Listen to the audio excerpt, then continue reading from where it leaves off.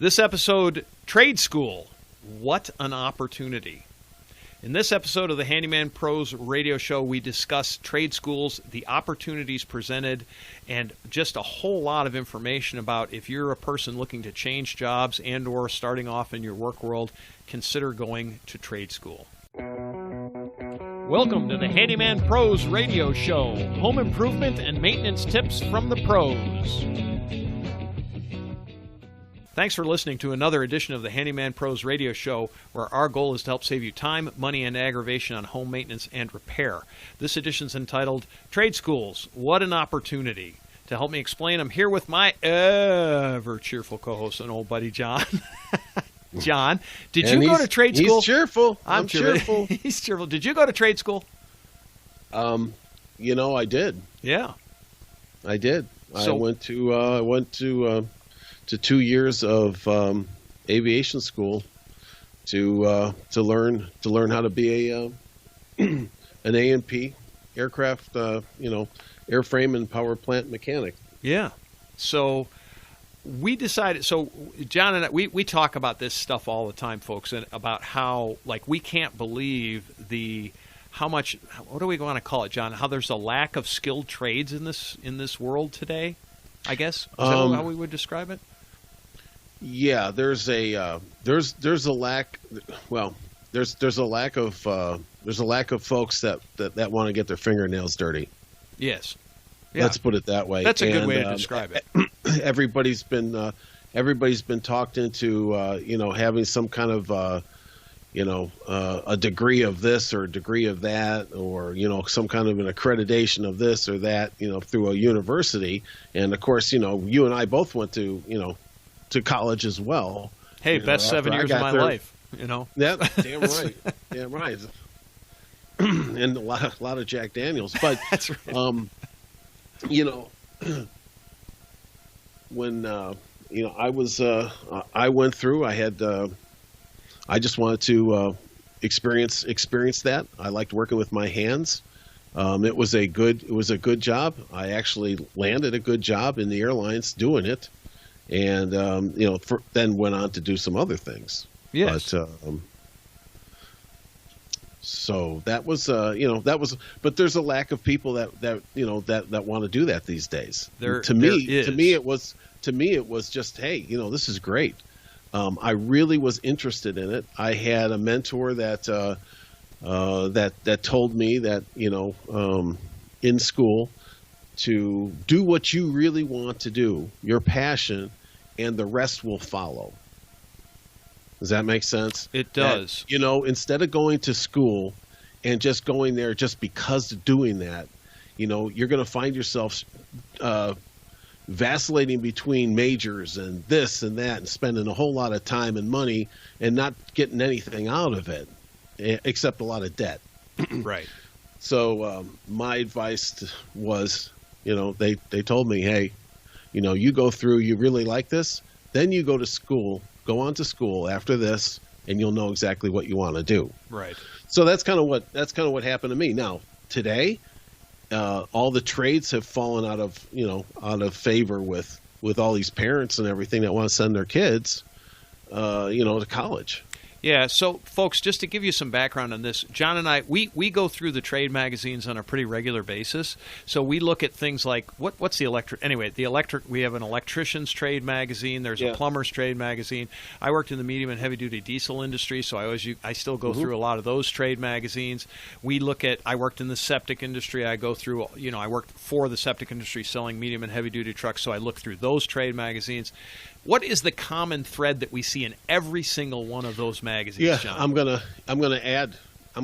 So when I was in the software business, that my last position, we sold to large companies like Lockheed's and things like that in their machine shops, was selling stuff like CNC machines, and they can't get anybody. And there's the common thread. They can't get operators. Right. Nobody is in the trades anymore like that. Nobody.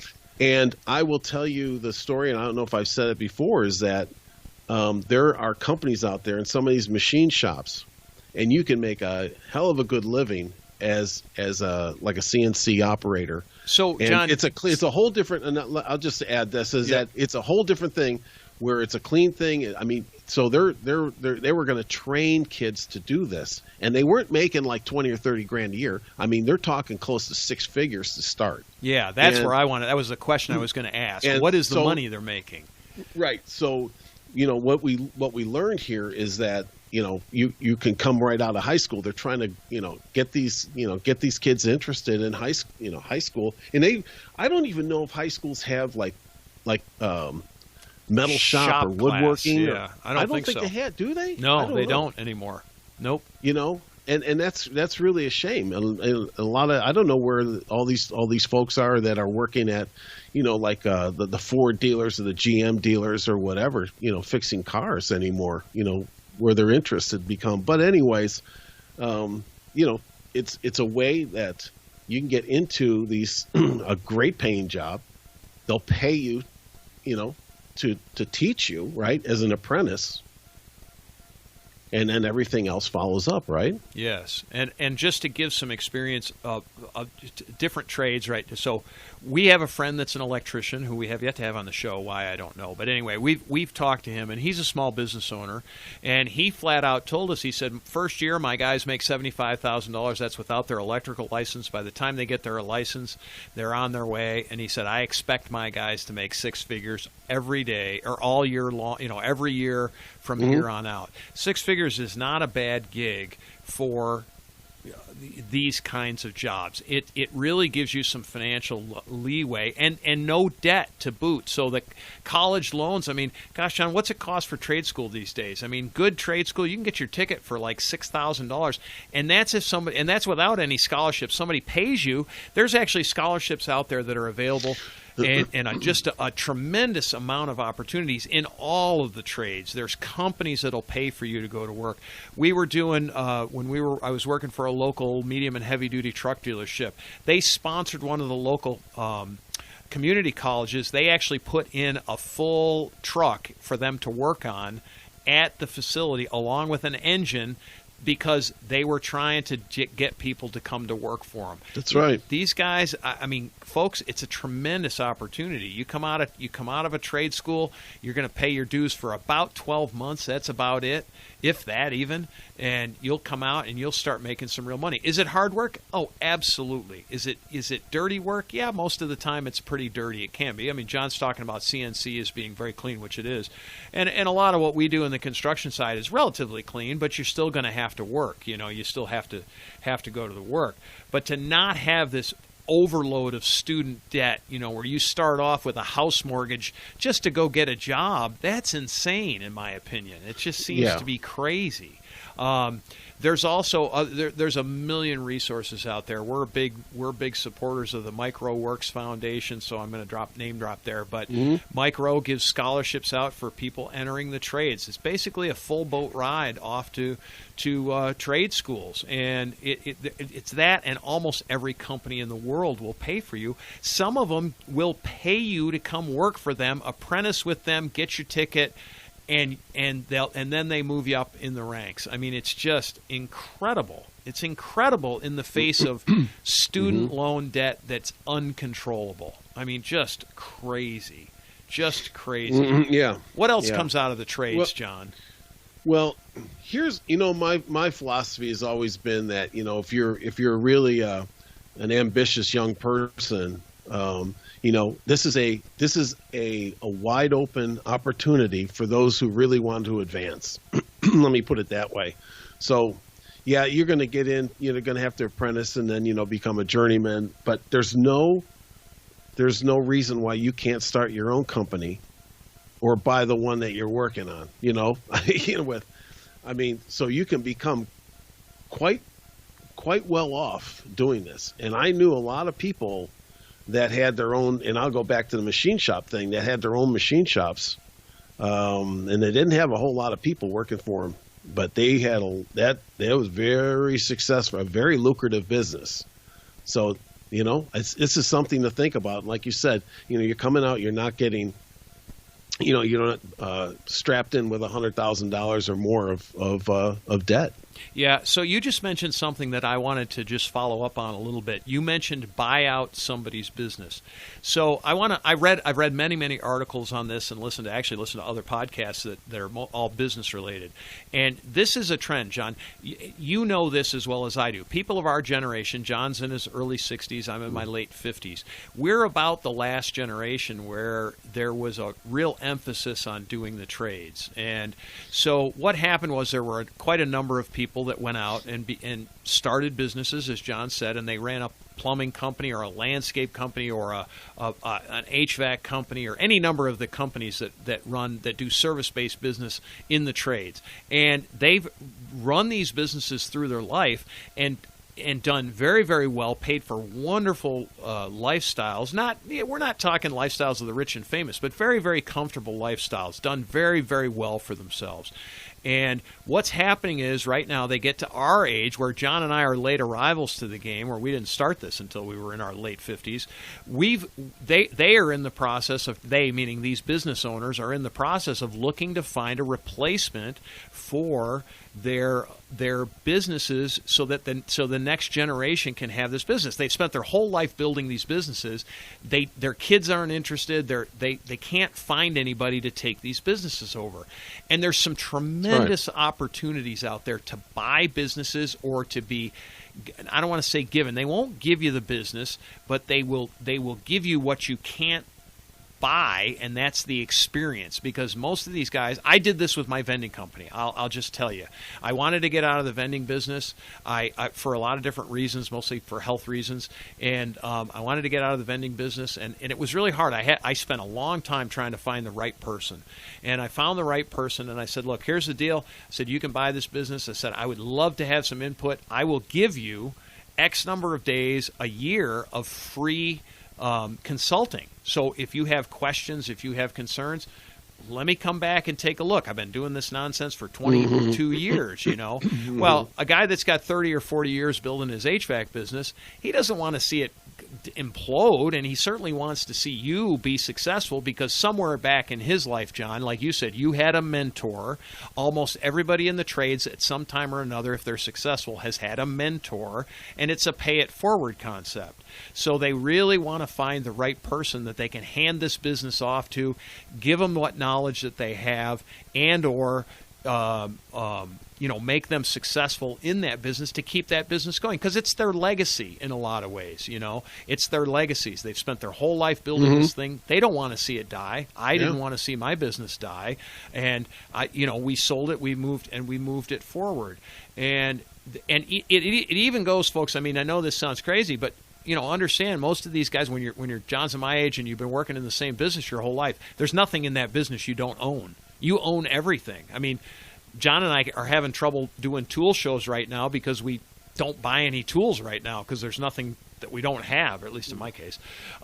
So when by the time you've been doing a business for 30 or 40 years, you own everything. Well, they'll finance those business for you if you make a good deal, right? Have you heard anything like this, John? Have you heard any of these? No, that's absolutely right. Yeah, that's absolutely right. And a lot of these companies would be handed down to their family and things like that, generational, and then others are the kids don't want anything to do with it, and they're going to look around and you've got a customer base, you've got all kinds of things that everything that you've is got branding of value, and then there's always going to be somebody that these guys are going to take under their wing and in their business. So hey, you worked there for 10 years, and the guy says, hey, come on over here, I got something to tell you. I want to get rid of this business. And, are you interested? I wanted to offer it to you. Yeah. And then you're off and running.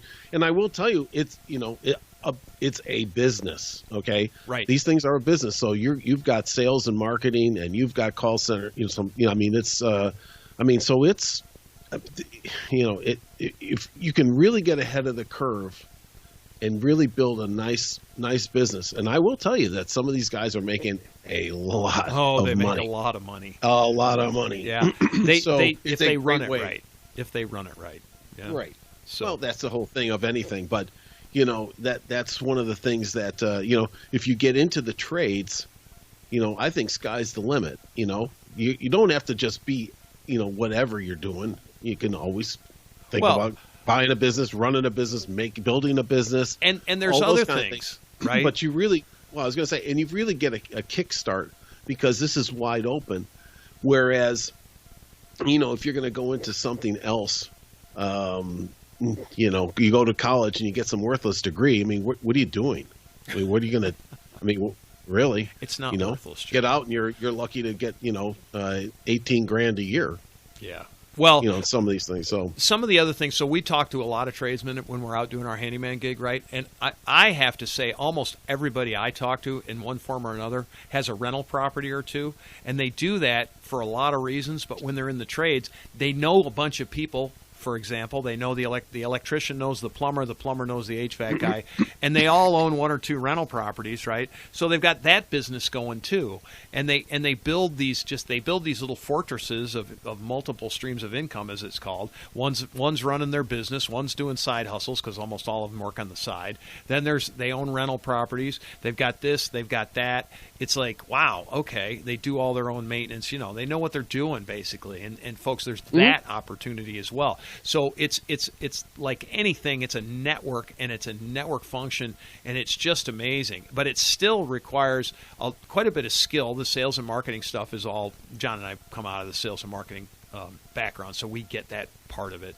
But then you've got to do operations, and you've got to do all that stuff. It's all there. All of it. I will tell you the other on the intangible side of it too is that most of the guys that I know that are doing this, they're pretty happy. Well, at the end of the day, they don't have to really worry about whether or not they're going to get paid. Well, it's that, but they like what they're doing, right, and not sitting behind a desk that that was kind of forced upon them. These are the kind of things, and I think it's been going back to the beginning of this conversation, it's been, and what Mike Rowe would tell you is that just to get accreditation of this or that, or a lot of parents, and I see it a lot. When I was, my daughter's going through high school, I saw the parents. Boy, they were gonna chart the course for the kid, and I kind of wonder whatever happened to the happiness of that kid going into something that they didn't want. Maybe the kid wanted to be an electrician. Well, if you're good with your hands and you have the ability to think critically and cause and effect, it's a great opportunity for you. Fantastic opportunity. Yeah, it's not there. So anyway, that's our little rant on trade schools. And, John, I had the opportunity to go to trade school. I worked on Nitinol. And in the process, I worked on Nitinol. And so the other day, how they found me, I have no idea because I don't even have it on the website. But this spaceship comes down and he says, "Hey, I got a Nitinol problem. Can you fix it?" And I said, yeah. Well, I could. I said, but you know what, John? I couldn't just look at it. What did I have to do? No, you know what? You can take that apart, but I'll tell you what. When I talked to him, he had a degree in solar. Oh, God. That's awful. Jeez. All right, out. Yeah, if you have any questions, comments, or concerns, we'd really like to hear your comments about the bad jokes. Send us an email, questions at Handyman Pros Radio Show. By the way, we do really enjoy doing the show. We really, really enjoy doing the show. You can go to our website, leave us a voice message. You can join our Facebook group. We really want you to join our Facebook group because we really enjoy it. We've been getting a lot of good responses, and people are posting some really great stuff. That's at Handyman Pros on Facebook. And you can follow us on Twitter as well. That's at Handyman Radio. And we want to thank you for listening. We will see you next week on the Handyman Pros Radio Show.